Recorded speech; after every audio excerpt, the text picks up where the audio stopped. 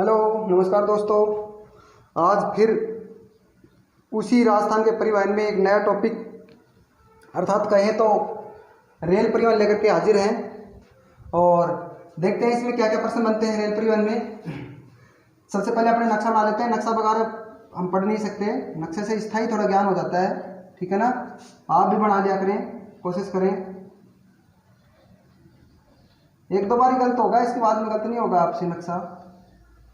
ये देखिए बन गया है, देर नहीं लगी। ये राजस्थान का नक्शा है, आपके सामने है, तैयार है, ठीक है। और इसको हम चाहें तो छोटा और कर सकते हैं, बस इतना सा जैसे भी बनाए इसको बना देते हैं, सही है। रेल परिवहन में बात करेंगे तो रेल परिवहन में क्या है, देखिए सबसे पहले की बात करूं मैं तो भारत की बात करूं तो भारत में सबसे पहली रेल है ना, भारत में प्रथम रेल की बात करूं, प्रथम रेल वो चली थी मुंबई में। कहाँ चली थी? महाराष्ट्र के मुंबई से ठाणे के बीच। बता देता हूँ मुंबई से ठाणा है कहाँ से, एक बार थोड़ा देख लेते हैं। ये मुंबई है यहाँ पर, और मुंबई से ठाणा बिल्कुल नज़दीक है। ठाणे बोरीबंदर एक जगह है मुंबई में, बोरीबंदर से ठाणे के बीच, अर्थात बोरीबंदर मुंबई में है। ये मात्र 34 किलोमीटर की दूरी में चली थी 1853 में।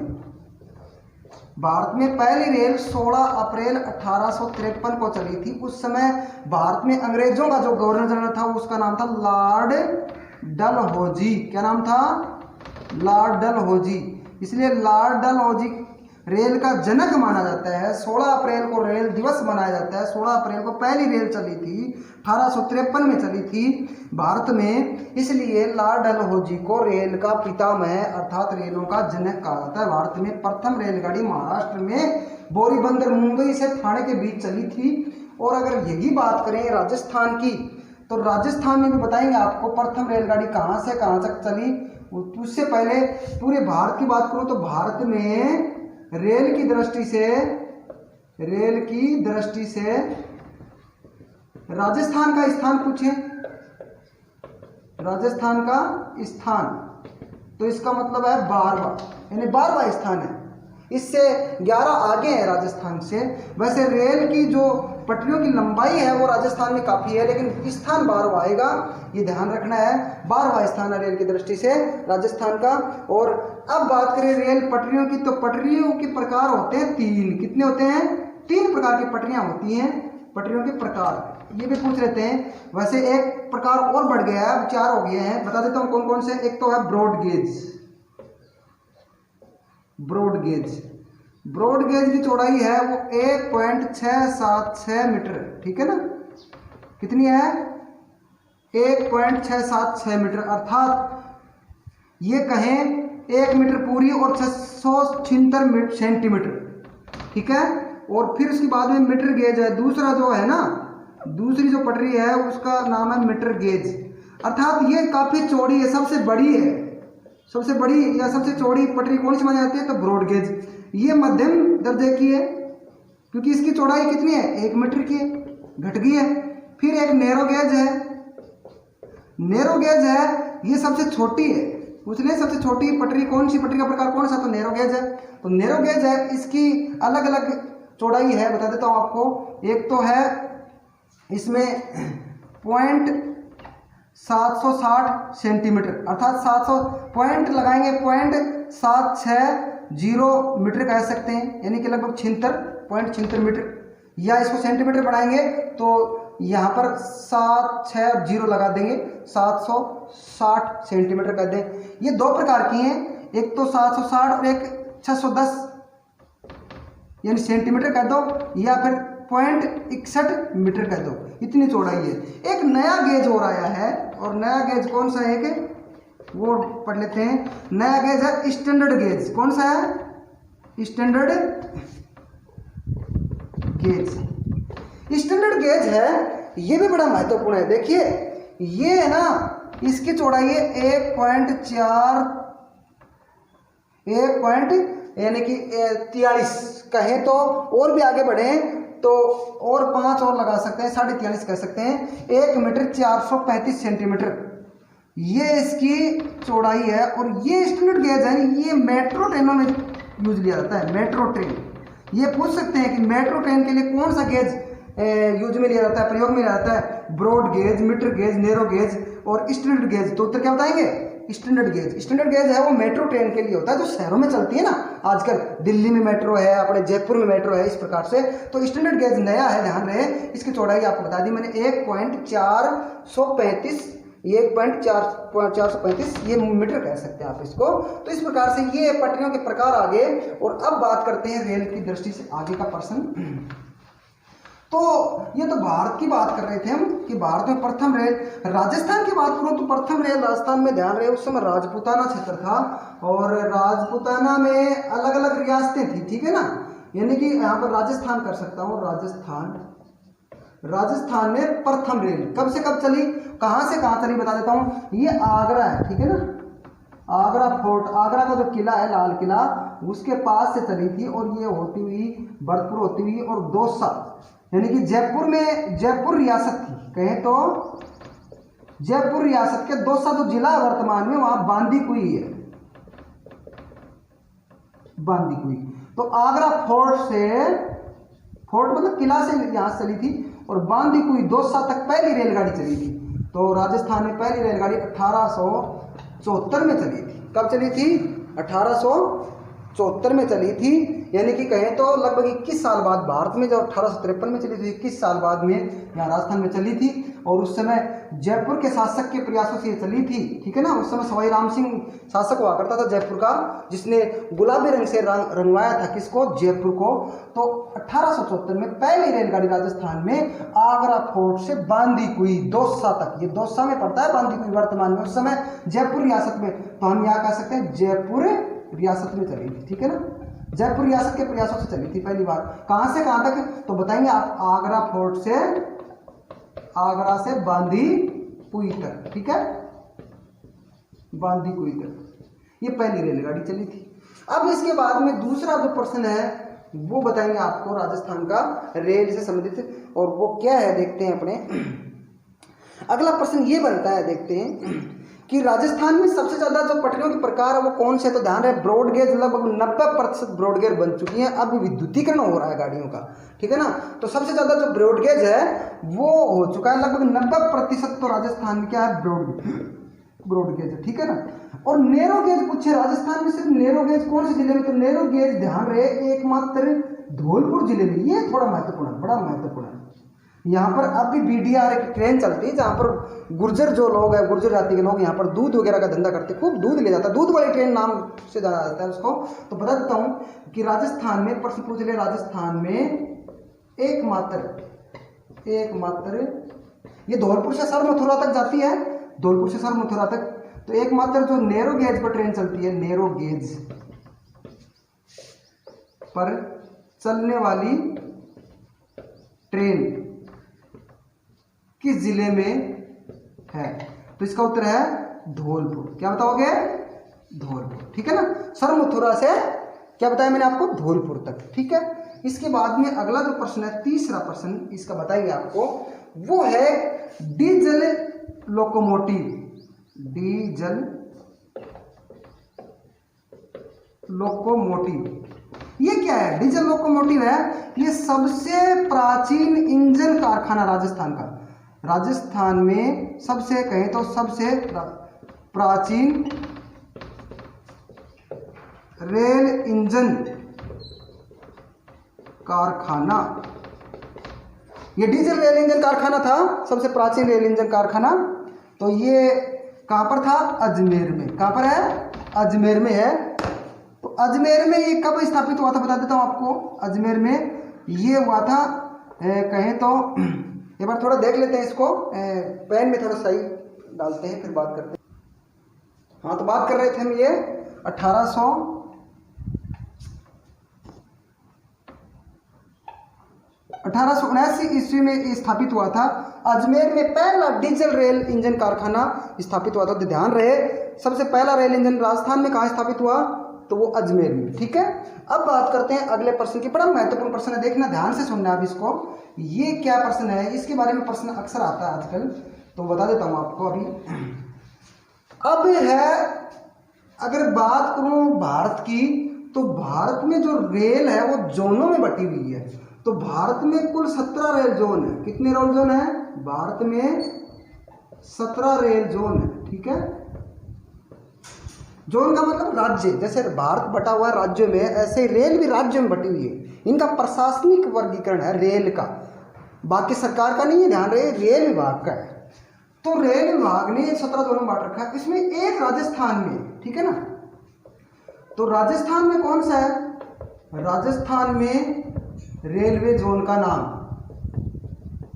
जोन का नाम क्या है, ये प्रश्न पूछ लें तो भारत की दृष्टि से बात करेंगे भाई, उत्तरी रेलवे जोन है, पश्चिम मध्य है या फिर पूर्वी है। तो ध्यान रहे, राजस्थान में रेलवे जोन एक है, उसका नाम है, भारत का तो भारत के उत्तर पश्चिम में पड़ता है राजस्थान, तो ध्यान रहे उत्तर पश्चिमी रेलवे। आपने जब भी इधर देखो जाओगे ना, इधर राजस्थान में, तो जब ट्रेन के पास में जो कोई खंबा वगैरह या फिर कोई पत्थर लगा होता है, उस पर लिखा था ऊपरे। ऊपरे का मतलब है उत्तर पश्चिमी रेलवे। तो उत्तर पश्चिमी रेलवे जोन में आता है वो। तो उत्तर पश्चिमी रेलवे जोन है एकमात्र राजस्थान में 16 में से। और ध्यान रहे, इसका मुख्यालय पूछे कि उत्तर पश्चिमी रेलवे जोन का मुख्यालय कहाँ है, बड़ा महत्वपूर्ण है, मुख्यालय है जयपुर में। उत्तर पश्चिमी रेलवे जोन का मुख्यालय कहाँ पर है? जयपुर में। और जयपुर में जो उत्तर पश्चिमी रेलवे जोन है, इसके नीचे मंडल रहते हैं, जैसे 67 मंडल हैं, 6 और 7 67 मंडल पूरे भारत में है। तो उस 67 मंडल में से राजस्थान में कितने हैं? तो राजस्थान में कुल टोटल 5 मंडल है। राजस्थान में कितने मंडल हैं? 5 मंडल है। रेल के एक जोन है, 5 मंडल है। तो बात करें उत्तर पश्चिमी रेलवे जोन के नीचे कितने मंडल आते हैं के अधीन, बात कर रहा हूं, फिर से सुन लेना, उत्तर पश्चिमी रेलवे जोन के अधीन कितने मंडल आते हैं? तो इसका उत्तर है 4। कौन कौन सा? देखिए, एक तो बीकानेर मंडल है, एक जयपुर मंडल है, एक जोधपुर मंडल है, एक है अपने ये कहें तो अजमेर मंडल, एक कोटा मंडल है, लेकिन कोटा मंडल है वो इसके अधीन नहीं आता। ध्यान रहे, 4 ही मंडल है, बीकानेर, जोधपुर, अजमेर। ठीक है ना, फिर से बता रहा हूं आपको, उत्तर पश्चिमी रेलवे जोन है, उसके नीचे कौन कौन सा मंडल आता है? तो फिर से सुन ले आप, ये मंडल है, नंबर 1 बीकानेर, दूसरा जयपुर, तीसरा जोधपुर और अजमेर। ये 4 मंडल हैं, ये उत्तर पश्चिमी रेलवे जोन का अधीन है। एकमात्र कोटा जो है, कोटा, ये पश्चिमी मध्य जोन, पश्चिमी मध्य रेलवे, पश्चिमी मध्य रेलवे का मुख्यालय जबलपुर है, मध्य प्रदेश में, जबलपुर में। तो पश्चिमी मध्य रेलवे उसके अधीन आता है, जबलपुर वाले का अधीन। तो कोटा है, ये कोटा मंडल है, पश्चिमी मध्य रेलवे के अधीन आता है, रेलवे जोन के अधीन आता है। ठीक है, समझ में आ गया होगा। तो 5 जोन बताए मैंने, एक जोन बताया, उस जोन के नीचे 5 मंडल बता दिया आपको, तो ये भी थोड़ा ध्यान रख लेना। इसके बाद में आगे जो रेल से संबंधित प्रश्न बनते हैं अपने राजस्थान में, उनको पढ़ते हैं, देखते हैं क्या क्या बनते हैं।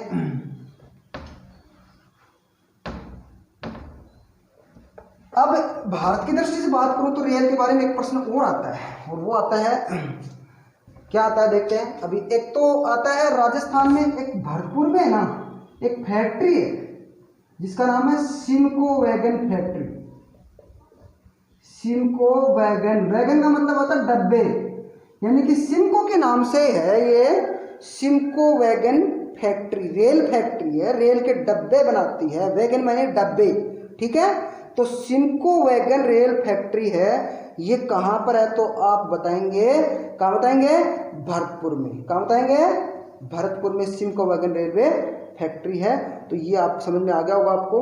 और इसके अलावा एक प्रश्न ये महत्वपूर्ण बनता है, अभी बता रहा हूँ आपको, क्या महत्वपूर्ण बनता है कि राजस्थान का ऐसा कौन सा जिला है, राजस्थान का वह जिला जहां रेल नहीं है, रेल मार्ग नहीं है, बात है कि रेल मार्ग नहीं है।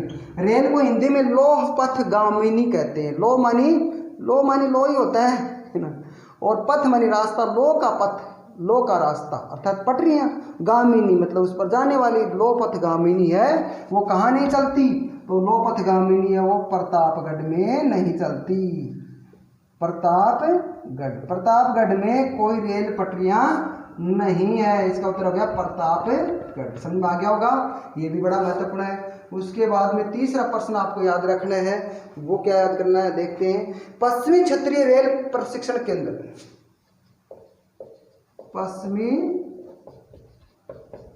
क्षेत्रीय रेल प्रशिक्षण केंद्र ये कहाँ है? तो पश्चिमी क्षेत्रीय का मतलब ये हुआ कि ये भारत सरकार के अधीन आता है। रेल विभाग, आपको पता है रेल का कोई राज्य में मंत्री नहीं बनता, केंद्र में ही रेल मंत्री बनता है। तो ये भारत का उत्तरी क्षेत्रीय, भारत का पूर्वी क्षेत्रीय पूर्वी राज्य हो गए, पश्चिमी क्षेत्रीय पश्चिमी राज्य हो गए। तो पश्चिमी क्षेत्रीय में पश्चिमी राज्यों में जैसे राजस्थान, गुजरात, कुछ भाग मध्य प्रदेश का भी आता है, पंजाब वगैरह, ये पश्चिमी भारत में आते हैं। तो उनके लिए इस पश्चिम भारत में जो कर्मचारी हैं उनको प्रशिक्षण दिया जाता है वो, और इसलिए इसका नाम है पश्चिमी क्षेत्रीय रेल प्रशिक्षण केंद्र। रेल का प्रशिक्षण दिया जाता है जो इसके विभाग के कर्मचारी होते हैं, रेल कर्मचारियों को। तो पश्चिम क्षेत्रीय रेल प्रशिक्षण केंद्र कहाँ है? तो इसका उत्तर होगा उदयपुर। बड़ा महत्वपूर्ण, ध्यान रहे। तो कहाँ है ये? उदयपुर में। और ये उदयपुर में जहाँ पश्चिम क्षेत्रीय रेल प्रशिक्षण केंद्र है वहीं नंबर 4 चौथा प्रश्न बन जाता है इसी प्रशिक्षण केंद्र में कि भारत का सबसे बड़ा रेलवे मॉडल कक्ष। तो सबसे बड़ा रेलवे मॉडल कक्ष का मतलब यह है कि विभिन्न प्रकार के जो इंजन है प्राचीन काल से लेकर के अब तक जो बने हैं उनके मॉडल हैं, इंजनों के मॉडल वो रखे हुए, मॉडल कक्ष बना रखा है। वो एक संग्रहालय बन गया है, रेल इंजनों का संग्रहालय, मॉडल कक्ष। तो वो कहाँ है? तो वो भी उदयपुर में ही है। इसी यानी कि जहाँ प्रशिक्षण दिया जाता है ना पश्चिम क्षेत्रीय रेल प्रशिक्षण केंद्र, उसी में रेलवे मॉडल कक्ष देखा हुआ मेरा। तो आप भी कभी जाए तो उदयपुर में जरूर देखें। इसके अलावा आगे देखिए रेल से संबंधित क्या प्रश्न बनते हैं वो देख लेते हैं। एक प्रश्न बनता है अपने बाड़मेर के पचभद्रा से, और कई बार आ चुका है वो बता देता हूँ आपको क्या है प्रश्न। वो ये है कि भारतीय रेल अनुसंधान एवं प्रशिक्षण केंद्र, भारतीय रेल अनुसंधान एवं प्रशिक्षण केंद्र। देखिए नाम से यहां से स्पष्ट अनुसंधान हो रहा है, यानी कि एक तरह से परीक्षण हो रहा है। ठीक है ना, क्या हो रहा है? परीक्षण हो रहा है। तो ये रेल अनुसंधान प्रशिक्षण नहीं, सॉरी परीक्षण, ये परीक्षण क्या है? ये परीक्षण। तो परीक्षण में प्रशिक्षण में अंतर आता है। प्रशिक्षण तो दिया जाता है कर्मचारियों, जैसे मैं आपको प्रशिक्षण दे रहा हूँ, आपको एक दक्ष बना रहा हूँ, भाई ये काम ऐसे होता है, ये ऐसे लिखते हैं, ये ऐसे वीडियो बनाते हैं, इसमें कोई गलतियां हो जाती है, ऐसी कर, ये प्रशिक्षण है। एक परीक्षण होता है। परीक्षण इस पेन का हो रहा है, ये पेन चलते चलते रुक गया, फिर हमने अगली बार इसमें स्याही इतनी ज़्यादा डाली, इसके नोब है उसको दबा के रखा, इसको ऐसे रखा, ये हमें परीक्षण है।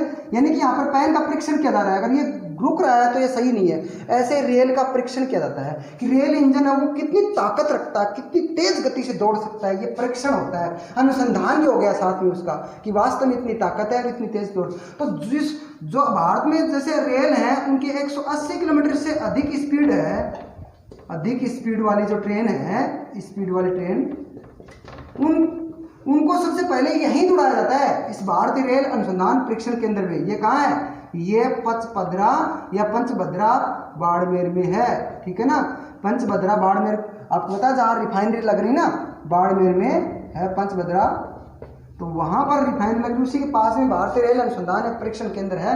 तो रेल अनुसंधान एवं परीक्षण केंद्र याद रखना, ये इंजनों की गति है, रेल की गति है, वो गति 180 स्पीड से भगा करके देखी जाती है कि कितनी ताकत रखते हैं, वजन भर करके स्पीड से भगाया जाता है। तो इस प्रकार से ये एक तरह से प्रशिक्षण होता है, परीक्षण होता है, किसका?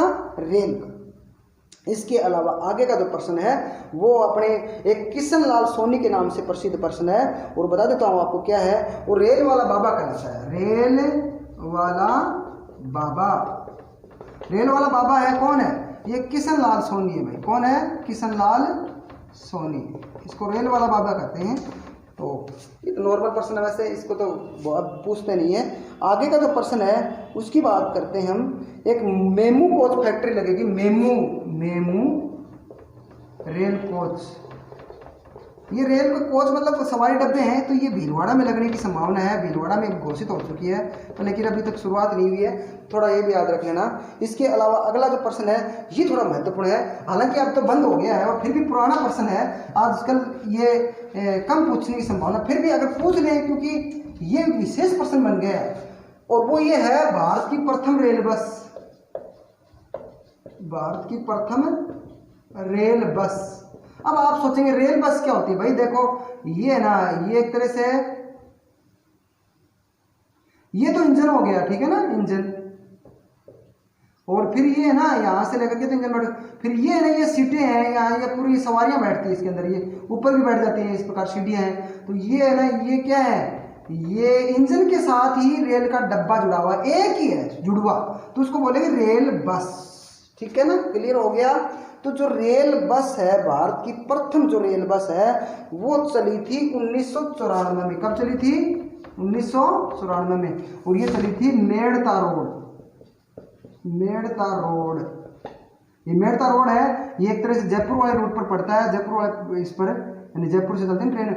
लेकिन मेड़ता जो सिटी है, मेड़ता सिटी, ये मेड़ता सिटी में मेरा भाई का मंदिर है, तो वहां तक जो ट्रेन की एक पटरियां बिछा रखी है, तो वह ट्रेन नहीं चलती बल्कि रेल बस चलती है। रेल बस आजकल उस रेल बस को बंद कर दिया गया है क्योंकि बार बार खराब हो जाती है। वो टिकट तो ले लेते हैं 10 रुपये, लेकिन वो बीच में ही सवारियों को परेशान करती है, इसलिए रेल बस को बंद करके आजकल डेमो ट्रेन चला दी गई। छोटी है ना, 4 डब्बों वाली डेमो ट्रेन, तो वो चला दी गई। लेकिन फिर भी भारत की प्रथम रेल बस कहाँ से कहाँ तक चली थी तो बताएंगे। मेड़ता रोड से मेड़ता सिटी, नागौर में पहली रेल बस चली थी भारत की। ये बड़ी महत्वपूर्ण है, राजस्थान का नाम पर आता है एक पर्सन, तो ये ध्यान रहे, ये भी बहुत महत्वपूर्ण है, इसको याद रखना है। आगे की बात करूँ मैं तो एक रेल, अगर बात करूँ बच्चों की रेलगाड़ी कहाँ चलती है तो बच्चों की रेलगाड़ी चलती है उदयपुर में, गुलाब बाग है, वहाँ पर थोड़ा पर्यटन के लिए लोग आते हैं तो बच्चों को उठा करके वो घुमाते हैं, वो बच्चों की रेलगाड़ी है। इसके अलावा जो बात करते हैं हम, तो वो एक पर्सन ये बनता है कि एक ऐसा रेलवे स्टेशन है राजस्थान में, भवानी मंडी के नाम से प्रसिद्ध है, जो आधा तो मध्य प्रदेश में है और आधा कहाँ है, आधा है राजस्थान में। और वो कौन सा है? भवानी मंडी, झालावाड़ में पड़ता है भाई, ठीक है ना। तो झालावाड़ की बात कर रहा हूँ मैं यहाँ भवानी मंडी। भवानी मंडी रेलवे स्टेशन की क्या विशेषता देखते हैं। रेलवे स्टेशन, तो भवानी मंडी रेलवे स्टेशन है, वो आधा तो है कहाँ, एमपी में, और आधा राजस्थान में। ध्यान रहे, रेलवे स्टेशन जैसे ये ट्रेन जा रही है, ये रेलवे स्टेशन है, ठीक है ना, रेलवे स्टेशन बोलते हैं। प्लेटफॉर्म होता है, इसी स्टेशन पर 2 प्लेटफॉर्म हो सकते हैं, 3 हो सकते हैं, इस प्रकार से। एक ट्रेन यहाँ खड़ी कर दी, इधर वाली आगे पासिंग कर दी, और यहाँ से अगर कोई रेल दूसरी कट गई, तीसरा भाग हो गया, अर्थात यहाँ तिराया बन गया, उसको बोलेंगे रेल जंक्शन। क्या बोलेंगे? Rail junction. बस जंक्शन में और स्टेशन में थोड़ा सा अंतर होता है, ये थोड़ा ध्यान रख लेना। वैसे सबसे बड़ा रेलवे जंक्शन है राजस्थान का रेलवे जंक्शन, ये कौन सा है? तो ये फुलेरा है, ठीक है ना, फुलेरा है राजस्थान का सबसे बड़ा रेलवे जंक्शन है। फुलेरा जयपुर में पड़ता है, ठीक है। और फिर एक प्रश्न और ले लेते हैं, ये प्रश्न थोड़ा सरल ही है, देखते हैं क्या है। देख, मेट्रो ट्रेन के ऊपर है कि राजस्थान में प्रथम मेट्रो ट्रेन ये कहाँ चली भाई? तो ये जयपुर में चली, ये ध्यान रख लेना, जयपुर में है ना। ये चांदपोल है, चांदपोल से मानसरोवर तक चली, 2015 में चली थी जयपुर में। जापान की टेक्नोलॉजी, ध्यान रहे, जापान के सहयोग से चलाई गई है। तो मेट्रो ट्रेन है, राजस्थान की प्रथम मेट्रो ट्रेन है, चांदपोल से मानसरोवर। अब दूसरी चांदपोल से चौपड़ तक, बड़ी चौपड़ है ना, बड़ी चौपड़, ये दूसरे फेज में चलाई जाएगी।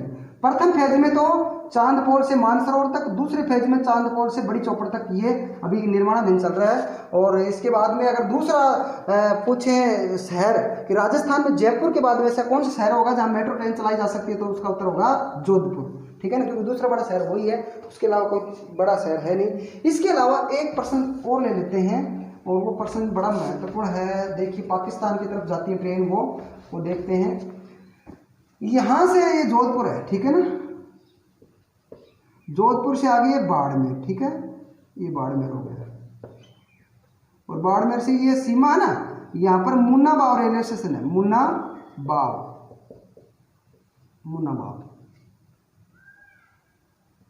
और इधर है खोखरापार, ये पाकिस्तान में। फिर इसके बाद में ये जाती कराची तक। तो राजस्थान से होकर के भारत और पाकिस्तान को जोड़ने वाली रेलगाड़ी, भारत और पाकिस्तान को जोड़ने वाली रेलगाड़ी जो राजस्थान से होकर गुजरती है, राजस्थान से होकर गुजरती है, तो उसका नाम क्या है? तो नाम है थार एक्सप्रेस। क्या है? थार एक्सप्रेस। एक है समझौता, समझौता एक्सप्रेस दिल्ली से लाहौर तक चलती है, वो तो उधर से निकलती है पंजाब से होकर के, राजस्थान से होकर के अगर पूछें तो थार एक्सप्रेस होगी। ध्यान रहे, थार एक्सप्रेस जोधपुर से कराची के बीच चलती है, लेकिन इसका नाम, मूल नाम थार एक्सप्रेस यही रहता है बस मात्र। मुन्नाबाव से खोखरापार के बीच में इसका नाम क्या है? थार एक्सप्रेस, यानी कि ये लिंक एक्सप्रेस होगी, बाद में आगे से इसको इधर से जोड़ती है। तो कई बार पूछ लेते हैं मुन्नाबाव रेलवे स्टेशन कौन से जिले में है? तो मुन्नाबाव रेलवे स्टेशन है वो है बाड़मेर में, ठीक है ना। ये कई बार पूछा जा चुका, मुन्नाबाव रेलवे स्टेशन। कई लोग कहते हैं यहाँ विदेशी दारू है वो फ्री में मिलती है, पता नहीं मिलती होगी, जो पीने वाला जाने हमें पता नहीं है। तो ये मुन्नाबाव रेलवे स्टेशन ये बाड़मेर में, इसको भी थोड़ा ध्यान में रख लेना। और एक तरह से अंतर्राष्ट्रीय रेलवे स्टेशन कह सकते हैं, खोखरापार पाकिस्तान में। तो ये रेल से संबंधित प्रश्न आपके पूरे हुए और ये आपका पार्ट पूरा हो गया। अब इसके बाद में अपने थोड़ा सा वायु परिवहन की बात और कर लेते हैं, इसी में जोड़ देते हैं वायु परिवहन, क्योंकि ये ज़्यादा बड़ा टॉपिक बनने वाला नहीं है, इसलिए वायु परिवहन इसी में ले लेते हैं। पार्ट 5 भी वायु परिवहन, छोटा सा टॉपिक बनता है, ज़्यादा प्रश्न नहीं बनते। वायु परिवहन पर देखते हैं क्या क्या प्रश्न बनते हैं। शॉर्टकट में बता रहा हूँ आपको, एकदम सीधा सरल शॉर्टकट। राजस्थान में 22 तो हवाई पट्टी, क्या है? हवाई पट्टी। हवाई पट्टी का मतलब होता है लगभग जिलों में होती हैं और यहाँ हवाई जहाज उतर सकती है, और 10 है वो है हवाई अड्डे। क्या है? हवाई अड्डे, ठीक है। ये हो गए 32 है टोटल हवाई पट्टी और हवाई अड्डे। अब बात करते हैं वायु परिवहन की। तो वायु परिवहन वैसे पहले इलाहाबाद से नैनी के बीच चली थी। पहली जो हवाई जहाज है वो इलाहाबाद से नैनी के बीच, जो टाटा नाम सुना होगा, जहांगीर रतन दादा भाई टाटा, उसने चलाई थी। वो पहला एक तरह से कहें तो अपने पायलट था, और उसके नाम से ये चलती थी, जहांगीर रतन टाटा के नाम से ही एयरप्लेन। लेकिन बाद में 1933 में उसको अंग्रेज सरकार ने अपने अधीन कर लिया। 53 में इसका राष्ट्रीयकरण कर दिया, एयर इंडिया नाम कर दिया बाद में इसको, ठीक है ना। तो राजस्थान की बात करूं तो राजस्थान में सबसे प्राचीन हवाई अड्डा कौन सा है? हवाई अड्डा, ये प्रश्न आ जाए तो क्या करोगे? तो इसका उत्तर है रतनाड़ा। रतनाड़ा जोधपुर में, रतनाड़ा जोधपुर में हवाई अड्डा। ध्यान रहे, यह सैनिक हवाई अड्डा भी है प्लस नागरिक हवाई अड्डा भी, यानी कि सैनिकों से अनुमति लेकर के नागरिक हवाई अड्डा भी है, जोधपुर में है, जोधपुर के राजा के प्रयासों से। तो पर यह सबसे प्राचीन हवाई अड्डा है, और राजस्थान का एकमात्र अंतर्राष्ट्रीय हवाई अड्डा, अंतर्राष्ट्रीय हवाई अड्डा ये कौन सा भाई? तो ये है सांगानेर हवाई अड्डा। सांगानेर कहाँ पड़ता है? सांगानेर पड़ता है जयपुर में, ठीक है ना। ये 14वां अंतर्राष्ट्रीय हवाई अड्डा है। ध्यान रहे 2006 में ये अंतर्राष्ट्रीय हवाई अड्डा बनाया था, 14वां, भारत का 14वां अंतर्राष्ट्रीय हवाई अड्डा सांगानेर अंतर्राष्ट्रीय हवाई अड्डा जयपुर में है। यहाँ से दुबई के लिए रवाना हुई थी पहली बार। अंतर्राष्ट्रीय का मतलब एक देश से दूसरे देश में वायुयान जाना, अंतर्राष्ट्रीय का मतलब होता है ये। तो एकमात्र अंतर्राष्ट्रीय हवाई अड्डा है वो है सांगानेर। समझ में आ गया होगा आपको, सांगानेर। एक डबोक हवाई अड्डा कहाँ है? तो डबोक पूछे, डबोक उदयपुर में है, ठीक है ना। कहाँ पर है? उदयपुर में। अब इसका नाम कर दिया गया महाराणा प्रताप अंतर्राष्ट्रीय हवाई अड्डा। वैसे अंतर्राष्ट्रीय है नहीं है, लेकिन अनुमति मिली नहीं अभी, फिर भी इसको बोल देते हैं महाराणा प्रताप अंतर्राष्ट्रीय हवाई अड्डा। पूछे कहाँ, तो डबोक उदयपुर में, ठीक है ना, डबोक उदयपुर में। खुला हवाई अड्डा, तो खुला हवाई अड्डा है वो मात्र एक जगह है और वो है कोटा में। वहाँ कोई भी अपने एरोप्लेन अनुमति लेकर के तार सकता है। उसके बाद में नाल हवाई अड्डा है। नाल हवाई अड्डा ये एशिया का सबसे बड़ा भूमिगत हवाई अड्डा है। ये भी नागरिक और सैनिक दोनों है, ध्यान रहे, नागरिक प्लस सैनिक हवाई अड्डा दोनों है। एक सूरतगढ़ में है, सूरतगढ़ में ये सिर्फ सैनिकों का हवाई अड्डा है, सूरतगढ़ गंगानगर में पड़ता है। एक जैसलमेर में है, ये सैनिकों का है। एक फलौदी में है, ये सैनिकों का है। एक बाड़मेर में उत्तरलाई है, उत्तरलाई बाड़मेर में है, ये भी सैनिकों का है। इस प्रकार से ये हवाई अड्डे हैं। इसके अलावा दो हवाई अड्डे और बता देता हूँ आपको। एक किशनगढ़ में बना है आजकल, किशनगढ़ में, ये बड़ा महत्वपूर्ण है। किशनगढ़ में ये ग्रीनफील्ड हवाई अड्डा है। ग्रीनफील्ड हवाई अड्डा कहाँ बना है? ग्रीनफील्ड हवाई अड्डा बड़ा महत्वपूर्ण है। फील्ड ग्रीनफील्ड कहाँ है? किशनगढ़ अजमेर में बना है। ये अंतर्राष्ट्रीय हवाई अड्डा का दर्जा मिल चुका है इसको। ये यहाँ से विदेशों से, क्योंकि ये उद्योगों के लिए, ग्रीनफील्ड उस हवाई अड्डे को जो सिर्फ औद्योगिक क्षेत्र के विकास के लिए होता है, यानी उद्योगपति आते हैं, औद्योगिक क्षेत्र के विकास के लिए जो हवाई अड्डा बनाया जाता है वो होता है ग्रीनफील्ड हवाई अड्डा। तो राजस्थान का पहला ग्रीनफील्ड हवाई अड्डा है वो तो है अलवर में। कहाँ पर है? अलवर में है। और दूसरा ये ग्रीनफील्ड हवाई अड्डा है, ये किशनगढ़ में है। तो ये समझ में आ गया होगा आपको। ये हवाई अड्डे बता दिए मैंने आपको। इसके अलावा और बता नहीं इसमें कुछ। तो ये वायु परिवहन का आपका पार्ट 5 पूरा हो गया। और थैंक यू, धन्यवाद सबको। ओके।